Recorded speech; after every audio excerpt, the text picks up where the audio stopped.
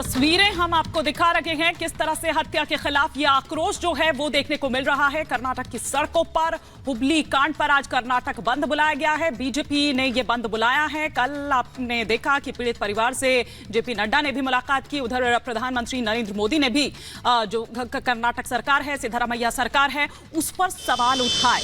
और ये 3 तस्वीरों के जरिए हम आपको दिखा रहे हैं कि किस तरह से वहां पर ये विरोध प्रदर्शन जो है देखने को मिल रहा है। और इसी में आपको बता दें कि जो छात्रा के पिता हैं वो सीबीआई जांच की मांग कर रहे हैं। वो कह रहे हैं कि पुलिस की जांच पर उनको भरोसा नहीं है। बड़ी खबर आपको बता दें, जो नेहा के पिता हैं वो सीबीआई जांच की उन्होंने मांग की है। पुलिस की जांच से संतुष्ट नहीं है नेहा के पिता। पीड़ित परिवार से जेपी नड्डा ने मुलाकात भी की है। उसकी तस्वीरें आपको दिखा रहे हैं। देखिए किस तरीके से कर्नाटक के हुबली में जो हुआ, छात्रा की हत्या की गई, उसका मामला जिसमें नेहा के पिता को पुलिस की जांच पर अब भरोसा नहीं है। वो चाहते हैं कि इसकी सीबीआई जांच होनी चाहिए। जिस तरीके से सत्याकांड को अंजाम दिया गया कॉलेज परिसर के अंदर, नेहा जब वहां पर गई थी कॉलेज में, वहां पर उसकी हत्या कर दी गई और पीड़ित परिवार से जेपी नड्डा मिलने पहुंचे। मेरे बेटे को आत्मा का शांति दो। कोई और बेटी देश में मरना नहीं चाहिए, किसी का हत्या नहीं होना चाहिए। और जितने भी पढ़े आज उनको आतंक में वो घूम रहे। आज उनका कॉलेज में सारे स्टूडेंट्स, हॉस्टल में जितने भी लेडीज़ थे सब चले गए। जितने भी कॉलेज स्टूडेंट हायर एजुकेशन करने के लिए आए थे, सभी लड़के लोग, सब पेरेंट्स वाले अलर्ट हो गए और उनके घर पे बुला लिया है। और आज कॉलेज भेजने के लिए भी मना कर रहे हैं। और डर पैदा हो गया। उस डर को दूर करना किसका काम है? प्रशासन का काम है। पुलिस प्रशासन आज हमारे न्याय का ही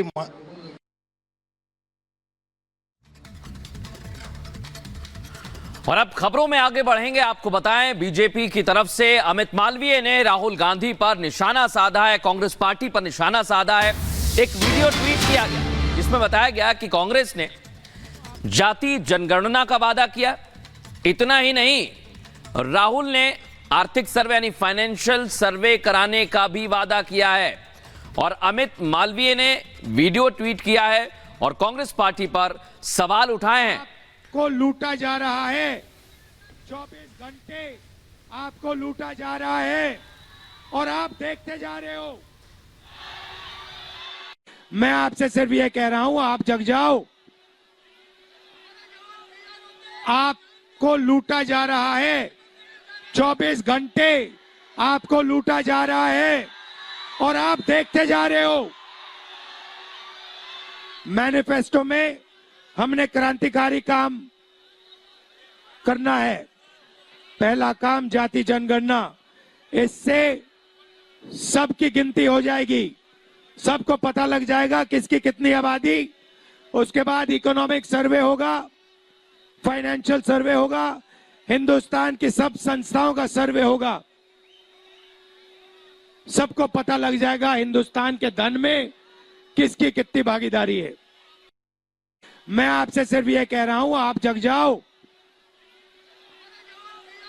आपको लूटा जा रहा है, 24 घंटे आपको लूटा जा रहा है और आप देखते जा रहे हो। मैनिफेस्टो में हमने क्रांतिकारी काम करना है। पहला काम जाति जनगणना, इससे सबकी गिनती हो जाएगी, सबको पता लग जाएगा किसकी कितनी आबादी। उसके बाद इकोनॉमिक सर्वे होगा, फाइनेंशियल सर्वे होगा, हिंदुस्तान की सब संस्थाओं का सर्वे होगा। सबको पता लग जाएगा हिंदुस्तान के धन में किसकी कितनी भागीदारी है। तो ये तस्वीरें हम आपको यहां पर दिखा रहे हैं किस तरह से ये कहा गया राहुल गांधी द्वारा कि आपको लूटा जा रहा है, हर पल आपको लूटा जा रहा है। और साथ ही साथ अपने घोषणा पत्र के जो तमाम बातें हैं, जो वायदे किए गए हैं, उनमें जो दावे किए गए हैं, उनका भी यहां पर जिक्र करते हुए सरकार बनती है तो फिर आर्थिक सर्वे करवाया जाएगा। पहले जाति की जो गणना है वो, फिर आर्थिक सर्वे जो है वो कराया जाएगा। और किस तरह के हालात अभी देश भर में बने हुए हैं, इसे लेकर राहुल गांधी निशाना साधते हुए सरकार पर, केंद्र सरकार पर वेल्थ सर्वे की बात करते हुए और इसी को लेकर अमित मालवीय ने यह ट्वीट किया है। वेल्थ सर्वे पर राहुल गांधी की जितनी आबादी उतना हक इसके जरिए लागू होगा। देश में संपत्ति की जानकारी भी हासिल करेंगे। बिल्कुल ईमानी, इस तरह का सर्वे कराया जाएगा। ये राहुल गांधी का वीडियो सामने आया, लेकिन इसमें कुछ समानताएं हैं, हम आपको वो बता रहे हैं। 2024 में कांग्रेस का घोषणा पत्र, उसमें लिखा है, कांग्रेस के घोषणा पत्र में वादा है अल्पसंख्यकों के लिए पर्सनल लॉ होगा। 1936 में क्या हुआ था ये जान लीजिए, मुसलमानों के लिए शरिया पर्सनल लॉ की रक्षा की जाएगी। और भी समानताएं हैं।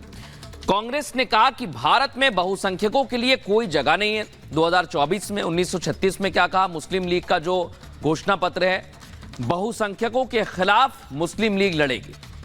कुछ और भी बातें कही गई हैं। 1936 में कहा गया मुसलमानों के लिए अलग छात्रवृत्ति, नौकरियों के लिए संघर्ष करेंगे। 2024 में कहा गया मुस्लिम छात्रों के लिए विदेश में पढ़ाई के लिए स्कॉलरशिप सुनिश्चित की जाएगी, यह कहा जा रहा है। और बाकायदा माइनॉरिटीज का जिक्र किया गया है कांग्रेस के घोषणा पत्र में। और बीजेपी ने कहा है कि कांग्रेस का घोषणा पत्र मुस्लिम लीग से प्रेरित है। अब इस तरह के गंभीर आरोप लगाए जा रहे हैं और बीजेपी की तरफ से अलग अलग तरह से कांग्रेस पार्टी के ऊपर निशाना साधा जा रहा है। अब हम रुख करेंगे हमारी सहयोगी हिमानी का। बिल्कुल मृदुल, और हम बता दें कि किस तरह से अमित मालवीय ने वो तमाम बातें ट्वीट की। साथ ही साथ कांग्रेस के घोषणा पत्र पर प्रधानमंत्री नरेंद्र मोदी ने तीखा हमला बोला तो कांग्रेस समेत सभी विरोधी दल जो हैं वो बौखला गए हैं। उनका कहना है कि पीएम को ऐसा बयान नहीं देना चाहिए। ये मेरी समझ के परे है कि प्रधानमंत्री जी को उन मैनिफेस्टो में क्या बात लिखी ऐसी कि उसको वो जोड़ रहे हैं बेतों की बात करके। कोई लिंक तो बताए कि भाई आपने जो मैनिफेस्टो में 25 गारंटी दी गई है, 25 गारंटी में गारंटी ऐसी है, ये उनको ऑब्जेक्शन है या वो देश हित में नहीं है, तो बताए वो सारी गारंटी देश हित के अंदर है, गरीबों के लिए, दलितों के लिए, महिलाओं के लिए। भारत के प्रधानमंत्री जी अपने पद की गरिमा भूलकर देश में जो बोल जाते हैं चुनाव के लिए, वो भारत के पूर्व प्रधानमंत्रियों का अपमान है, उस पद की गरिमा का अपमान है, संविधान का अपमान है। मेरी चुनौती है, स्वीकार करें प्रधानमंत्री जी, हमारे घोषणा पत्र में वो पृष्ठ दिखा दें, पेज दिखा दें वो लाइन जहां हमने कहा है सबसे इकट्ठा करके मुसलमानों में बांट दें। पहले राउंड में बुरी तरह पिटने के बाद, बहुत पीछे रहने के बाद प्रधानमंत्री की बौखलाहट सामने आ रही है। वो मेरी चुनौती स्वीकार करें, या तो वो लाइन बताएं घोषणा पत्र की, वरना देश से क्षमा मांगे, अन्यथा देश के मतदाता उन्हें सजा दें झूठ बोलने की। कि नफरत की राजनीति छोड़े, मुद्दे की बात करें। देश